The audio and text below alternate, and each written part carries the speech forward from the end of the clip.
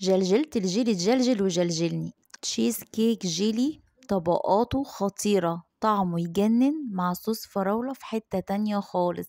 هاتي بقى بسكويت فانيليا، هتجيبي بقى الكبة بتاعتك وتفرميه كده فرم ناعم، وبعد ما فرمناه بالشكل ده هنزل عليه بنص كوباية من الزبدة كده بدرجة حرارة الغرفة لحد ما يبقى عامل زي حبات الرمل كده. اي قالب بقى تشيز كيك هنزل بقى بالبسكوت بتاعنا بالزبدة وابدأ ان انا اضغط عليه كده بالكوباية عشان يتماسك.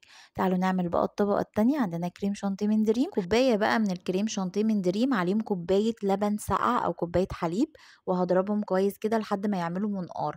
هنزل بقى عليهم بربع كوباية من المية السخنة، عليهم معلقة كبيرة من الجيلاتين يدوبوا كويس كده، وهنزل على الكريم شانتيه معلقة صغيرة من الفانيليا لحد ما يبقى بالقوام ده.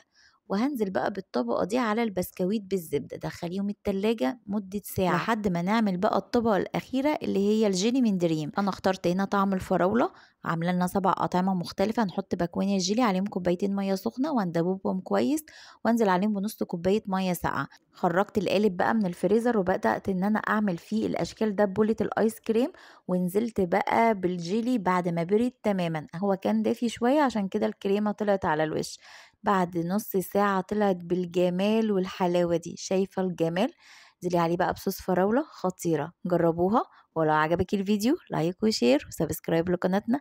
العبوا مع اولادكم اللعبة دي خطيرة، واللي يقولها صح تديله قطعة على طول من التشيز كيك. اشوفكم في وصفات جاية كتير مع هبة ابراهيم.